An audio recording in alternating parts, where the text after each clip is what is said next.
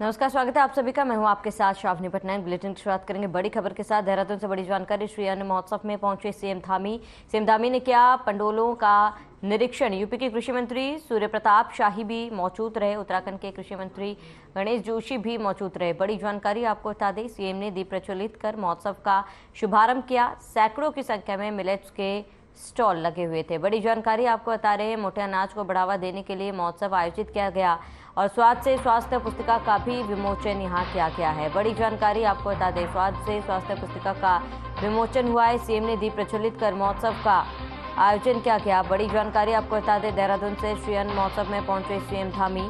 सैकड़ों की संख्या में मिलेट्स के स्टॉल्स भी लगे हुए थे। यहाँ का निरीक्षण सीएम धामी ने किया है। और बड़ी जानकारी आपको बता दें, इस वक्त की बड़ी खबर, अहम जानकारी। श्री अन्न महोत्सव में पहुंचे सीएम धामी ने पंडालों का निरीक्षण किया और उत्तराखंड के कृषि मंत्री गणेश जोशी मौजूद रहे। तो श्री अन्न महोत्सव में पहुंचे सीएम धामी। बड़ी जानकारी आपको बताते, जहां सीएम धामी ने पंडालों का निरीक्षण किया।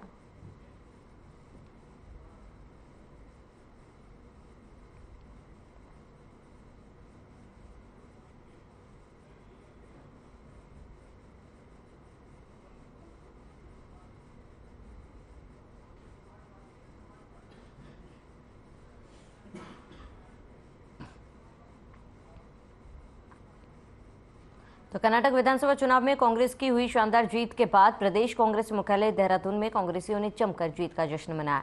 इस दौरान कांग्रेस कार्यकर्ताओं ने एक दूसरे को मिठाई खिलाकर जीत की बधाई थी। कांग्रेस प्रदेश अध्यक्ष करण माहरा के नेतृत्व में कांग्रेसियों ने जमकर आतिशबाजी की। इस दौरान प्रदेश अध्यक्ष करण माहरा के नेतृत्व में कांग्रेस मुख्यालय से जुलूस के रूप में जाकर घंटाघर हनुमान मंदिर में प्रसाद चढ़ाया और हनुमान चालीसा का पाठ किया गया। इसके साथ ही डॉक्टर भीमराव अंबेडकर जी की प्रतिमा पर पुष्प अर्पित कर उन्हें श्रद्धांजलि दी गई। वही कांग्रेस प्रदेश अध्यक्ष करण माहरा ने कहा है कि कर्नाटक विधानसभा चुनाव में जिस तरह से भाजपा की केंद्र सरकार ने अपनी पूरी ताकत झोंकी, परंतु वहां की महान जनता ने भाजपा व प्रधानमंत्री मोदी को करारा जवाब देकर देश की जनता को नए राजनीतिक समीकरण बनने के संकेत दिए हैं।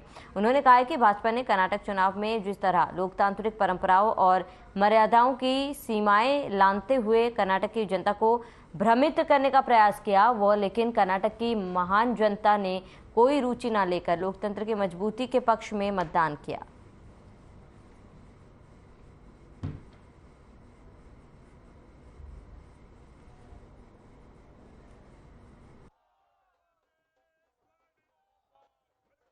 भारत की गंगा जमुनी तहजीब को जिस तरीके से क्षय किया गया बीजेपी के द्वारा, हिंदू मुसलमान सिख ईसाइयों को आपस में भिड़ाया गया, उसका परिणाम है। जहाँ भगवान राम मानवों के साथ साथ पक्षी और जानवरों में भी भेद नहीं करते थे, जहाँ उन्होंने वानर सेना के साथ काम किया, वहीं उन्होंने जामवंत जी जो भालू थे उनके साथ काम किया। नन्ही गिलहरी की कहानी उनके साथ है, उनके संग जुड़े हैं भगवान गरुड़ जी।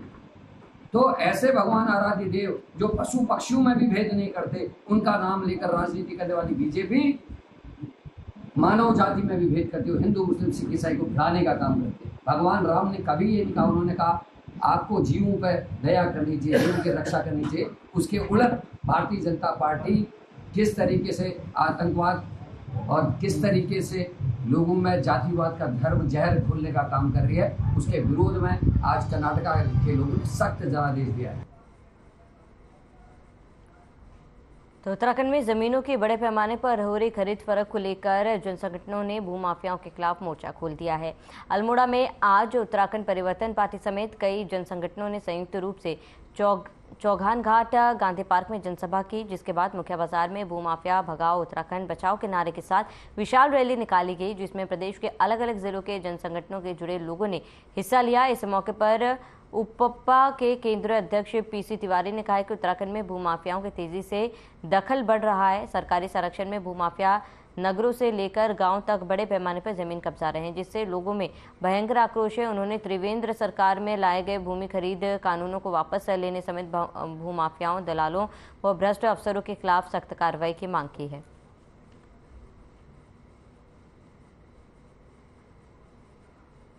इस आज के लिए वो सरकारें, वो जनता की जिम्मेदार हैं जिनकी एक आवाज इनके खिलाफ नहीं उठ रही है। तो हमारा कहना है उत्तराखंड की जनता सड़कों पर आकर जितने भूमाफिया हैं, उनके समर्थक राजनीति हैं, दलाल हैं, उन सबके खिलाफ कार्रवाई की मांग करती है। नहीं तो उत्तराखंड के लोग आज अपने उत्तराखंड से अपना अधिकार खो चुके हैं। हम अस्तित्वहीन हो रहे हैं। उत्तराखंडी अस्मिता के लिए हम उत्तराखंड की जनता से इसमें संघर्ष करने में शामिल होने की मांग। तो खबर काशीपुर से, जहां बहुजन समाज पार्टी के कार्यकर्ताओं ने अपनी 5 सूत्रीय मांगों को लेकर एक दिवसीय धरना प्रदर्शन किया और भारतीय जनता पार्टी को जगाने का काम किया। इस दौरान नगर पालिका के पूर्व चेयरमैन शमशुद्दीन ने कहा है कि उत्तराखंड की बीजेपी की सरकार गूंगी बहरी सरकार है। दशकों पुरानी काशीपुर को जिला बनाने की मांग आज तक पूरी नहीं हो पाई है, जिसको लेकर यहाँ की जनता अपने आप को ठगा सा महसूस कर रही है, क्योंकि जितनी बार भी विधानसभा चुनाव हुए हैं उसमें प्रमुख मुद्दा जिले का रहा है, लेकिन आज तक कोई भी नेता काशीपुर को जिला नहीं बना पाया। वहीं बहुजन समाज पार्टी के नगर अध्यक्ष डॉक्टर M.A. राहुल ने कहा है कि नैनीताल में जो हाईकोर्ट है उसका तुरंत रामनगर और काशीपुर के बीच स्थापित करना चाहिए। सैकड़ों एकड़ भूमि नेपा की गौशाला में स्थापित है, जहां पर हाईकोर्ट स्थापित किया जा सकता है। वहीं एडवोकेट रंजीत सिंह ने प्रेस से बातचीत करते हुए कहा है कि जिस तरीके से शासन के इशारे पर पलठेला वालों को प्रशासन उजाड़ा जा रहा है, फ्लाईओवर लगभग 5 वर्षों से यहाँ पर उधर में अटक हुआ है, जिसकी कोई भी नेता सुध नहीं ले रहा। वहीं बसपाइयों ने तीखे लहजे में चेतावनी दी है कि अगर उत्तराखंड की बीजेपी सरकार ने यह मांगे नहीं मानी तो उग्र आंदोलन किया जाएगा और बहुजन समाज पार्टी सड़कों पर उतरकर धरना प्रदर्शन करने को बाध्य होगी। जान रहे हैं कि काशीपुर में पिछले 6 सालों से यहाँ पर ये ओवरब्रिज का निर्माण चल रहा है। अगर ये 5 किलोमीटर लंबा ब्रिज होता तो अभी 2 साल में बन जाना चाहिए था। आज पूरा शहर, पूरी जनता त्रस्त है इस पुल को लेकर के।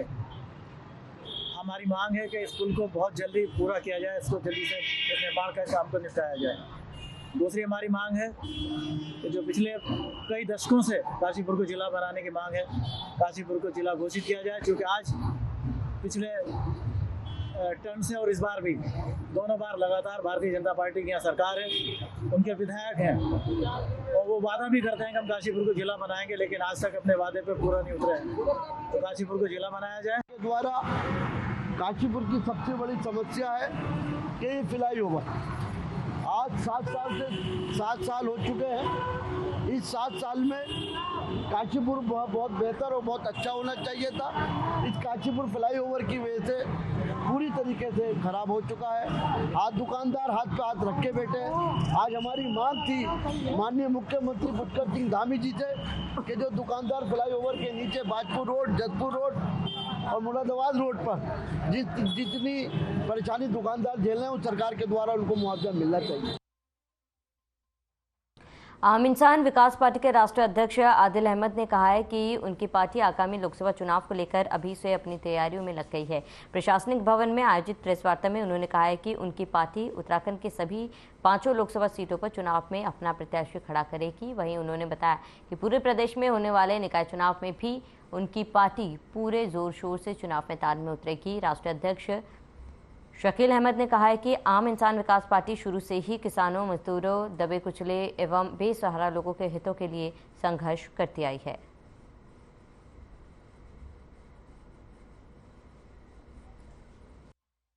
ये है, मैं आपको बताऊं कि हमारी आम इंसान विकास पार्टी हमने लॉन्च की फरवरी में और लगातार जो है हमारा संघर्ष जारी है। और हमने यहाँ पे आज मीडिया के सामने आज ये बात रखने के लिए कि हम यहाँ पे चुनाव जो है हरिद्वार से चुनाव लड़ेंगे और लोकसभा की 5 सीटों पे हम अपने प्रत्याशी उतारेंगे आम इंसान विकास पार्टी के।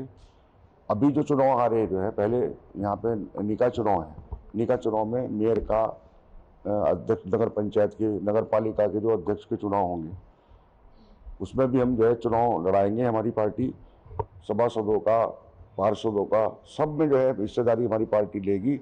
और हम लोग जो है लगातार लोगों के बीच में जाके लोगों की समस्या सुनने का काम कर रहे हैं। जनता के बीच में जो है लगातार हमारा प्रयास जो है लोगों की समस्या दूर करने का है। और हमारी पार्टी दबे कुचले जो लोग हैं, बेसहारा दबे कुचले जो है वहीं कर्नाटक चुनाव को लेकर पूर्व कैबिनेट मंत्री हीरा सिंह बिस्ट ने कहा है कि बीजेपी के द्वारा बंद हो चुके कर्नाटक का तो पहले से ही एक आभास पूरे देश को हो चुका था। सबको पता था कि कर्नाटक में सरकार कांग्रेस की ही बनेगी। उन्होंने कहा बीजेपी के छोटे नारों से इस बार काम नहीं चला, वहां पहले से ही क्लियर था कि सरकार कांग्रेस की ही बनेगी। उन्होंने कहा कि बड़ा दुर्भाग्य है कि देश का 40% कमीशन खुलेआम था। तो बंदी हो चुके कर्नाटक का तो पहले से ही एक आभास पूरे देश को हो रहा था कि कांग्रेस आ रहे हैं, बीजेपी के छोटे नारों से काम चला। और फिर वहाँ क्लियर था भाजपा का। बड़ा दुर्भाग्य देश का भी है, हमें भी शर्म आती है कि 40% कमीशन खुलेआम था मुख्यमंत्री के यहाँ बीजेपी के शासनकाल में, जो बड़े सस्ता की ईमानदारी की बात करती थी। वो बड़ा भारी मुद्दा था। हर काम के लिए 40%, हर काम के लिए 40%। तो उन्होंने शर्मसार कर दिया देश को और गरिमा गिराई है राजनीति के आदमी कर्नाटक में। तो वहाँ लोग परिवर्तन चाह रहे हैं ईमानदारी साहब। जो राहुल जी का और प्रियंका गांधी का विशेषकर जो रोड शो रहा खड़के थे, चूँकि वहीं से संबंधित है हमारे राष्ट्रीय अध्यक्ष जी, तो कुल मिलाकर के बहुत अच्छा रहेगा। और क्लियर मेजोरिटी को अभी तक हम लोग जा रहे हैं और आशा भी यही भी उम्मीद है, लोग वहाँ बदलाव चाह रहे हैं। हालांकि मोदी जी एक हफ्ता वहीं रहे, अमित शाह जी वहीं रहे, लेकिन कुछ दे नहीं पाए। 5 साल आपने होश में संभाली, प्रदेश को लुटवाते रहे, गरीब आदमी परेशान था, किसान मजदूर दुखी था। आज आप लोग जाकर के अपनी ताकत झोंक रहे हो, देखते तो वो मोदी का वो कोई ऐसा करिश्मा ही नहीं है। मैं झूठ बोलने में जरूर महारत हासिल है, ये हम कह सकते हैं। ऐसे झूठ बोल लेंगे, ऐसे झूठ बोल लेंगे, शायद ही कोई बोला होगा, लेकिन परिणाम देश का प्रधानमंत्री करे कुछ ना, केवल बोलता बोलता रहे, ये दुखद अध्याय। कर्नाटक चुनाव में कांग्रेस की जीत के बाद मंगलूर कांग्रेस राष्ट्रीय सचिव काजी निजामुद्दीन के आवास पर कांग्रेस कार्यकर्ताओं ने मिठाई खिलाकर एक दूसरे को बधाई थी। राष्ट्रीय सचिव काजी निजामुद्दीन को कर्नाटक चुनाव में प्रेक्षक बनाया गया था। कर्नाटक में कांग्रेस की जीत की बाद काजी निजामुद्दीन ने बताया कि जनता भाजपा की धार्मिक भावनाओं के झांसे में उब चुकी है। कर्नाटक की जनता ने विकास को लेकर वोट किया। भाजपा सरकार ने केवल जनता को लूटने का काम किया है और आगे की कई राज्यों में चुनाव होने हैं जिसके नतीजे भी चौंकाने वाले होंगे। वहां भी कांग्रेस की सरकार बनेगी। जनता अब समझ चुकी है ये देश लोकतंत्र और संविधान से चलता है। कांग्रेस पूर्ण बहुमत के साथ देश में भी अपनी सरकार बनाएगी।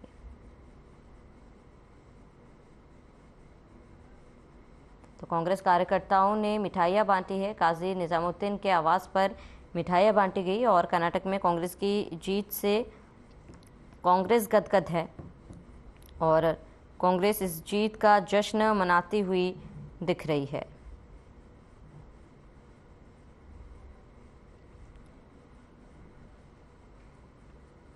तो बीजेपी पर इस दौरान निशाना साधा गया और बता दें कि कांग्रेस विधानसभा चुनाव के नतीजे जहां पर कांग्रेस को बम्पर जीत मिली है।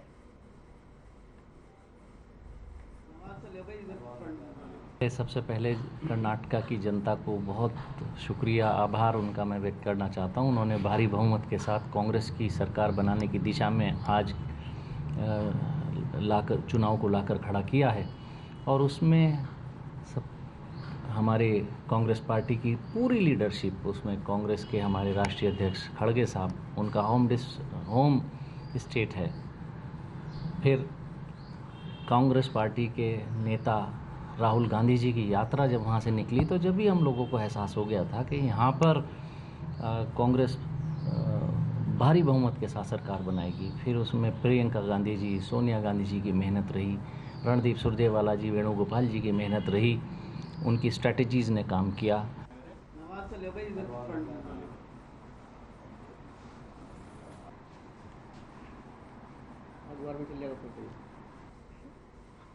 खाते रहो जी।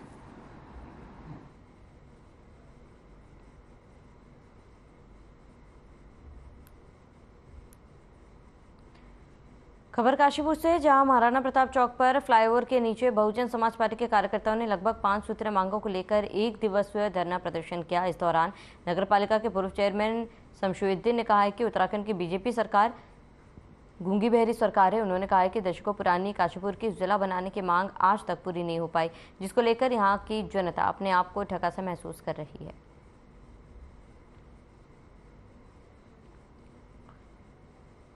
तो बसपा ने धरना प्रदर्शन किया। पांच सूत्रीय मांगों को लेकर धरना प्रदर्शन बसपा द्वारा किया गया। इस दौरान बीजेपी पर भी जमकर निशाना साधा गया। काशीपुर की सबसे बड़ी समस्या है कि ये फ्लाईओवर आज 7 साल हो चुके हैं। इस 7 साल में काशीपुर बहुत बेहतर और बहुत अच्छा होना चाहिए था। इस काशीपुर फ्लाईओवर की वजह से पूरी तरीके से खराब हो चुका है। आज दुकानदार हाथ पे हाथ रख के बैठे हैं। आज हमारी मांग थी माननीय मुख्यमंत्री पुष्कर सिंह धामी जी से कि जो दुकानदार फ्लाईओवर के नीचे बाजपुर रोड, जतपुर रोड और मुरादाबाद रोड पर जितनी परेशानी दुकानदार झेल रहे हैं, उस सरकार के द्वारा उनको मुआवजा मिलना चाहिए। काशीपुर जिला बनाने की बहुत पुरानी मांग है।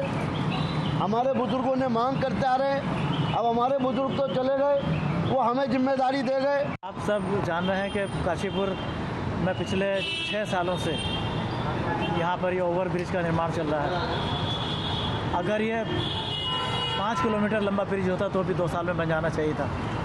आज पूरा शहर, पूरी जनता त्रस्त है इस पुल को लेकर के।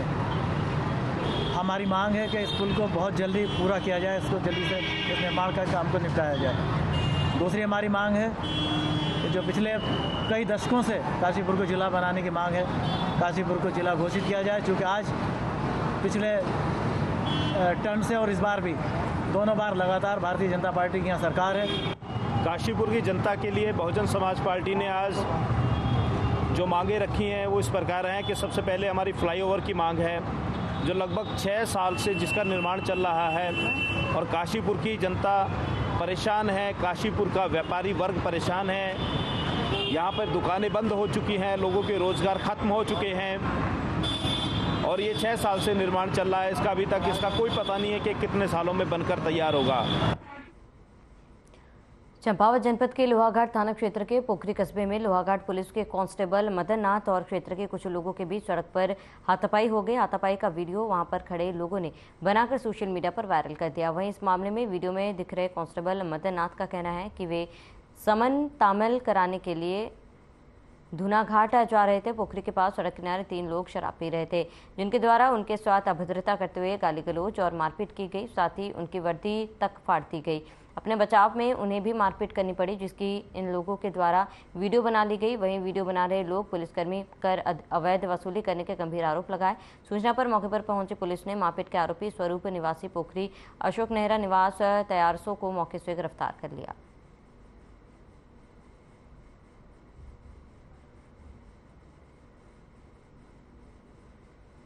अभी सोशल मीडिया में एक मारपीट का वीडियो वायरल होने की एक सूचना मिली है। जानकारी से पता चला है कि ये वीडियो लोहाघाट क्षेत्र का था। मेरे द्वारा इसमें तत्काल संज्ञान लेते हुए क्षेत्राधिकारी चंपावत को वहाँ मौके पर भेज दिया गया है। उनके द्वारा विस्तृत जांच की जा रही है। जांच के ऊपर जो भी तथ्य सामने आएंगे उसके अनुसार ही कार्रवाई की जाएगी। आप सभी से मेरा निवेदन है कि इसके संबंध में अनावश्यक रूप से गलत किसी तरह की बातें का प्रचार न किया जाए। हाँ, मैं क्या कहते हैं खेती खान संबंध तामील में गया था, तो मैं पोखरी के पास पहुंचा तो ये लोग वहाँ पर होटल पे दारू पी तो ठीक है, मैं आगे जा रहा था, इनके द्वारा रोका गया मुझे। तो ठीक है, मुझे बुलाया गया दुकान पे। उसके बाद इन्होंने मुझे धमकी देने लगे, भाई तू इधर नहीं आएगा।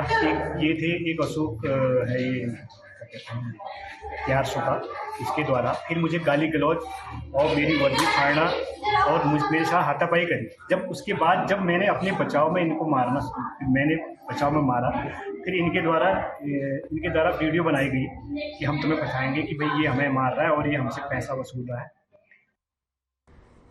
तो निकटवर्ती क्षेत्र मोटा हल्दू के खड़गपुर गांव में रहने वाले दिव्यांशु ने हाई स्कूल सीबीएसई की परीक्षा में 98% अंक प्राप्त कर विद्यालय सहित क्षेत्रवासियों और परिवार का मान बढ़ाया। दिव्यांशु भविष्य में ज्वाइंट एंट्रेंस एग्जाम की परीक्षा क्वालिफाई करना चाहते थे। बता दें कि मोठलदू स्थित भारत बाल विद्या मंदिर से दिव्यांशु कक्षा 10 में अध्ययनरत थे, जिसमें उन्होंने कड़ी मेहनत के बाद यह मुकाम हासिल किया। दिव्यांशु ने बताया कि उनकी मेहनत के पीछे उनके परिवार और गुरुजनों का सहयोग है, जिसकी बदौलत उन्हें हाई स्कूल की परीक्षा में 98% अंक प्राप्त हुआ।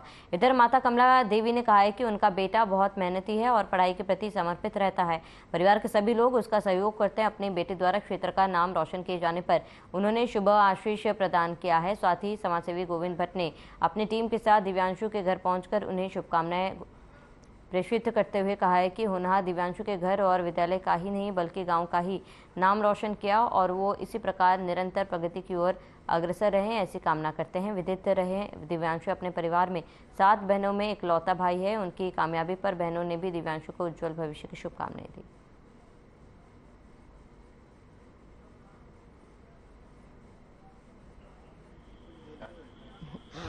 मेरे बेटे ने बहुत मेहनत करी, सुबह शाम पढ़ाई करने में रहता है, बहुत सारी मेहनतें कर रखी उसने।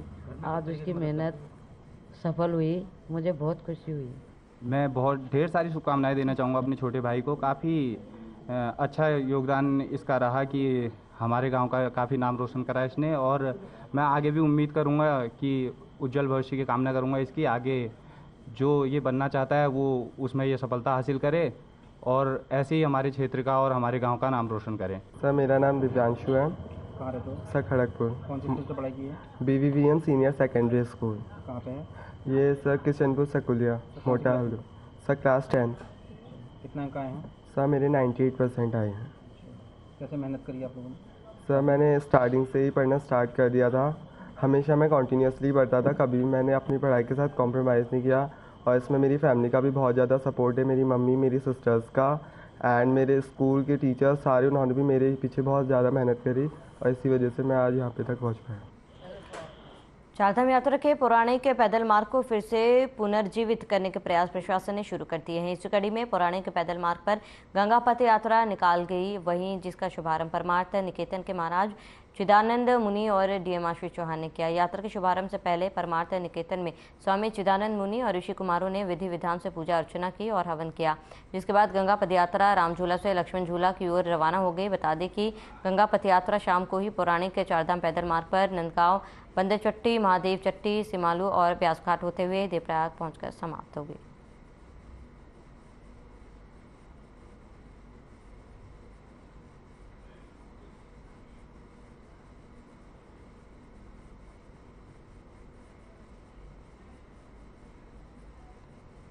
सरकारी स्कूल में पढ़कर जनपद चमोली पोखरी में अटल उत्कृष्ट राजकीय इंटर कॉलेज नागनाथ के ऋषभ वर्तवाल ने CBSE बोर्ड में इंटरमीडिएट में 95.6% अंक हासिल किए और उनकी छोटी बहन सृष्टि वर्तवाल ने 100 की परीक्षा में 90.8% अंक प्राप्त किए। ऋषभ बंधवाल और सृष्टि वर्तवाल ने अपनी सफलता का श्रेय माता पिता और गुरुजनों को दिया। कहा कि कड़ी मेहनत से उन्हें सफलता मिली है। वहीं पिता संतोष बर्तवाल प्राथमिक विद्यालय मसोली में शिक्षक के, उन्होंने कहा बच्चों की लगन में पढ़ाई में फल मिला है।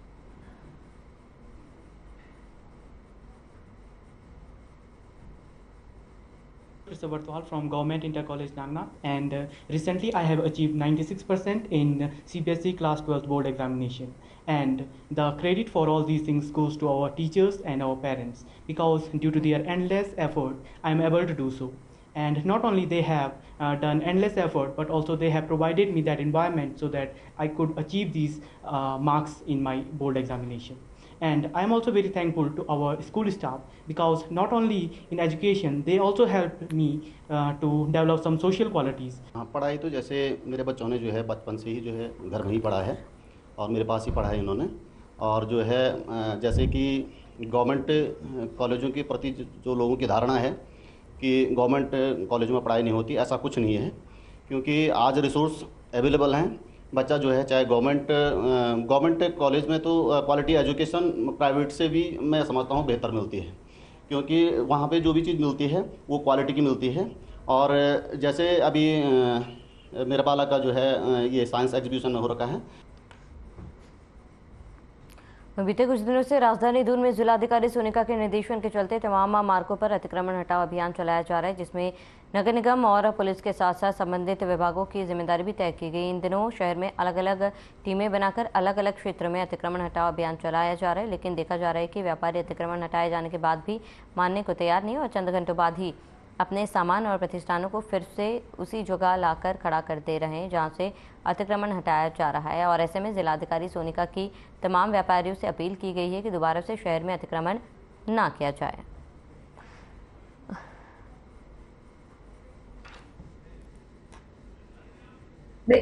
जो ये चीज अतिक्रमण जो है ये कॉन्टिन्यूस प्रक्रिया है हटाने की जो है, और ये बार बार हम उसी जगह पे भी जा रहे हैं जहां हमने पहले हटाए, क्योंकि देखा जा रहा है कि लोग बार बार वहां पे फुटपाथ पे अपना सामान रख दे रहे हैं। तो मेरी तो अपील ही रहेगी सभी से कि हम लोग जो अपना ये अतिक्रमण का अभियान चला रहा है, उसे चला रखा है, उसको सक्सेसफुल बनाने में हमारा सपोर्ट करें और पेडेस्ट्रियन के लिए जो फुटपाथ है उसको खाली रखें, जिससे पेडेस्ट्रियन कंफर्टेबली उस पर चल पाए। और साथ ही साथ क्योंकि सब लोग अभी पेनल्टी लग रही है, उसके बाद कोई विधिक कार्रवाई करनी पड़े, तो मुझे लगता है ये सब म्यूचुअल एक एमिकेबली ये हो जाए कि सब लोग अपना जो फुटपाथ पे सामान है उसको हटाना। और चलिए इसी के साथ इस बुलेटिन में फिलहाल मेरे साथ इतने। देश और प्रदेश के तमाम बड़ी खबरों के लिए बने रहे हमारे साथ।